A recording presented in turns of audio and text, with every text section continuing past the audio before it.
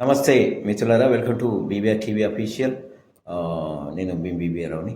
ఈరోజు డిసెంబర్ 25 మనందరికీ ప్రత్యేకమైన రోజు, క్రిస్మస్.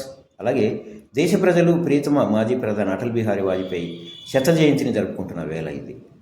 ఆయన ఎంతోమందికి ప్రేరణను ఇస్తూ ఒక రాజనీతి కోవిదుడుగా సమున్నత స్థానంలో నిలిచారు. దేశాన్ని 21వ శతాబ్దంలోకి నడిపిన మహనీయుడిగా అటల్జీకి మన దేశ ప్రజలు ఎన్నటికీ రుణపడి ఉంటారు.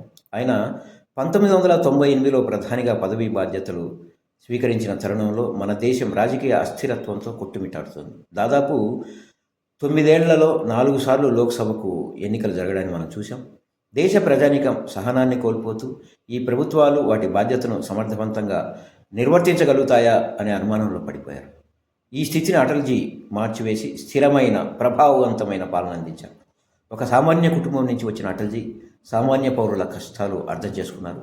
ప్రభుత్వానికి దక్షత ఉంటే ఎంతటి పరివర్తనను తీసుకురావచ్చో ఆయన చేతల్లో చేసి చూపించారు. గ్రేట్. అటల్జీ నాయకత్వం ఎన్నో రంగాల్లో చాలా కాలం పాటు గణనీయ ప్రభావాన్ని చూపించింది. ఆయన పదవీ కాలంలో సమాచార సాంకేతిక విజ్ఞానం అంటే ఐటీ, టెలికాం, కమ్యూనికేషన్స్ రంగాల్లో గొప్ప పురోగతి చోటు చేసుకుంది. యువశక్తి అత్యంత చైతన్యవంతంగా ఉన్న భారత్ వంటి ఒక దేశానికి ఇది చాలా ముఖ్యం. అటల్జీ నాయకత్వంలో ఏర్పాటైన ఎన్డీఏ ప్రభుత్వం టెక్నాలజీని సామాన్య పౌరులకు అందుబాటులోకి తేవడానికి చాలా శ్రద్ధ తీసుకుంది. అదే సమయంలో భారత్లో సంధాన సదుపాయాల కల్పన విషయంలోనూ ముందు చూపు కనిపించింది. స్వర్ణ చతుర్భుజి ప్రాజెక్టును ఈనాటికి చాలామంది గుర్తుపెట్టుకుంటున్నారు. సామాజిక రంగం విషయానికి వస్తే సర్వశిక్ష అభియాన్ ఇలాంటి కార్యక్రమం దేశవ్యాప్తంగా ప్రజలకు, ముఖ్యంగా పేదలకు, సమాజంలో ఆదరణకు నోచుకోకుండా ఉండిపోయిన వర్గాల వారికి ఆధునిక విద్యను అందుబాటులోకి తేగలిగే ఒక భారతదేశాన్ని ఆవిష్కరించాలనే అటల్జీ కన్న కలను గురించి ప్రధానంగా చెబుతుంది.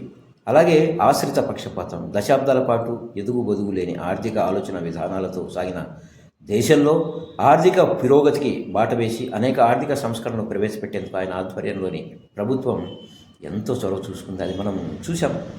వాజ్పేయి అద్భుత నాయకత్వానికి ఒక చక్కటి ఉదాహరణ ఏంటంటే 1998 వేసవిలో జరిగిన ఒక సంఘటన అందుకు తార్కాణం. ఆయన ప్రభుత్వమే 11న పదవీ బాధ్యతలు చేపట్టింది. వెనువెంటనే పోఖ్రాన్లో అణు పరీక్షలు నిర్వహించింది. ఆపరేషన్ శక్తి పేరిట ఈ పరీక్షలు ప్రసిద్ధమయ్యాయి. ఈ పరీక్షలు భారత శాస్త్రవేత్తల శక్తిని నిరూపించాయి. భారత్ ఈ రకమైన పరీక్షలు నిర్వహించడమా అని ప్రపంచం విస్తుపోయిందట. ప్రపంచ దేశాలు వాటి ఆగ్రహాన్ని చాలా స్పష్టంగా వ్యక్తం చేశాయి. ఆ సమయంలో ఏ సామాన్య నేత అయినా ఒత్తిడికి తలవొగ్గేవారు. కానీ అటల్జీ భిన్నమైన వ్యక్తి. అప్పుడు జరిగింది ఏమిటి?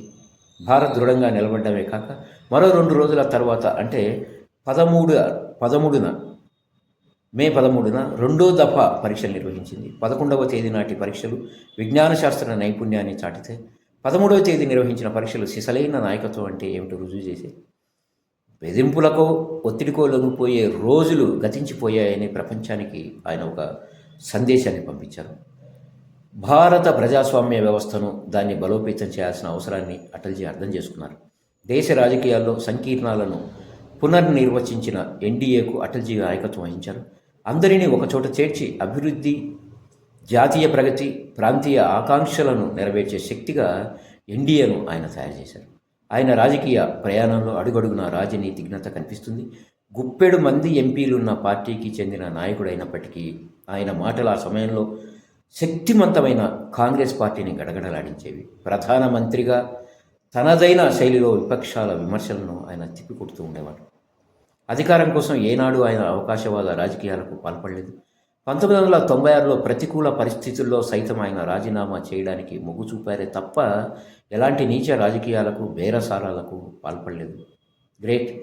1999లో కేవలం ఒకే ఒక్క ఓటు తేడాతో ఆయన ప్రభుత్వం కూలిపోయింది. ఆ సమయంలో జరిగిన అనైతిక రాజకీయాలను సవాలు చేయమని చాలామంది చెప్పినప్పటికీ ఆయన మాత్రం న్యాయబద్ధంగానే ముందుకు వెళ్ళాలని నిర్ణయించుకున్నారు. చివరకు అద్భుతమైన ప్రజా తీర్పుతో తిరిగి అధికారాన్ని చేపట్టారు. ఆయన రాజ్యాంగాన్ని పరిరక్షించే విషయంలో అటల్జీ ఉన్నత స్థానంలోనే ఉంటారు. డాక్టర్ శ్యామ్ ప్రసాద్ ముఖర్జీ బలిదానం ఆయనను తీవ్రంగా ప్రభావితం చేసింది. కొన్నేళ్ల తర్వాత జరిగిన ఎమర్జెన్సీ వ్యతిరేక ఉద్యమంలో ఆయన ప్రధాన భూమిక పోషించారు. అత్యయిక పరిస్థితి తర్వాత 1977 ఎన్నికలకు ముందు తాను స్థాపించిన జనసంఘ్ పార్టీని జనతా పార్టీలో విలీనం చేసేందుకు ఆయన అంగీకరించారు. ఇది ఆయనతో పాటు ఇతరులను సైతం బాధించిన నిర్ణయమని నేను భావిస్తున్నాను అని మోడీ అంటున్నారు. కానీ రాజ్యాంగాన్ని పరిరక్షించడమే ఆయనకు ప్రధానం. భారతీయ సంస్కృతితో అటల్జీ ఎంతగా మమేకమయ్యారో కూడా గమనించాల్సిందే. వాజ్పేయిజీ ఐక్యరాజ్య సమితిలో హిందీలో ప్రసంగించిన తొలి భారతీయ నేతగా నిలిచారు. భారతీయ వారసత్వం గుర్తింపు పట్ల ఆయన ఎంత గర్వంగా ఉండేవారో అంతర్జాతీయ వేదికపై చెరగని ముద్ర వేసిన ఈ ఒక్క ఉదాహరణ చాలు కదా. గ్రేట్. అటల్జీ వ్యక్తిత్వం అయస్కాంతం లాంటిది. ఆయన జీవితం, సాహిత్యం, అభివ్యక్తి పట్ల ప్రేమతో నిండిపోయింది. ఆయన ఒక గొప్ప రచయిత, కవి. స్ఫూర్తి నింపేందుకు, ఆలోచనలు రేకెత్తించేందుకు, ఓదార్పును అందించేందుకు తన మాటలను ఉపయోగించేవారు. ఆయన అంతర్మథనానికి, దేశం పట్ల ఉన్న ఆకాంక్షలకు ఆయన కవిత్వం అర్థం పడుతుంది. వయసుతో నిమిత్తం లేకుండా ప్రజలందరినీ ఉత్తేజపరుస్తూనే ఉంటుంది. ఎస్, అటల్జీ నుంచి నేర్చుకునే, సంభాషించే అవకాశం దక్కడం, మోడీ అంటున్నాడు ఈ మాట, నాలాంటి ఎంతోమంది భారతీయ జనతా పార్టీ కార్యకర్తలకు ఒక గొప్ప వరం. బీజేపీకి ఆయన అందించిన సేవలు వెలకట్టలేనివి. ఆ రోజుల్లో కాంగ్రెస్ ఆధిపత్యానికి ప్రత్యామ్నాయంగా నిలిచిన ఒక ధీటైన నేత వాజ్పేయి. పార్టీ తొలినాళ్ల నుంచి ఎటువంటి సవాళ్లు ఎదురుపోయినప్పటికీ ఎల్కే అద్వానీ, డాక్టర్ మురళీ మనోహర్ జోషి లాంటి దిగ్గజాలతో కలిసి వాటిని సమర్థంగా ఎదుర్కొంటూ పార్టీని విజయపదంలో నడిపించారు. సిద్ధాంతం, అధికారం మధ్య ఒకదాన్ని ఎంచుకోవాల్సి సందర్భాలు ఎదురైతే ఆయన మొదటిదాన్ని ఎంచుకునేవారు. కాంగ్రెస్ చూపిస్తున్న ప్రపంచాన్ని కాకుండా మరో దృక్కోణంలో ప్రపంచాన్ని చూడటం సాధ్యమేనని ఆయన దేశాన్ని ఒప్పించగలిగారు. అటల్జీ శత జయంతి వేళ ఆయన ఆశయాలను, ఆకాంక్షలను నెరవేర్చేందుకు మనల్ని మనం పునరంకితం చేసుకోవాలి. ఆయన అనుసరించిన సుపరిపాలన, ఐక్యత, ప్రగతి అనే నియమాలను ప్రతిబింబించే భారత్ను నిర్మించడానికి మనం కృషి చేద్దాం. మన దేశ సామర్థ్యంపై అటల్జీకి ఉన్న అచంచలమైన విశ్వాసం ఉన్నత లక్ష్యాలను ఏర్పరచుకొని కష్టపడి పనిచేసేలా మనల్ని ప్రేరేపిస్తుంది. సో అటల్ ఆయన పేరే ఒక ధైర్యం, ఒక మహత్తు, ఒక ఉత్తేజం. సో ఆయన శత జయంతి ఉత్సవాలు జరుగుతున్న సందర్భంగా ఆయన స్మరించుకోవడం భావ్యంగా భావించి ఈ వీడియో చేస్తున్నాను మిత్రులారా. Thank you so much. Thank you very much.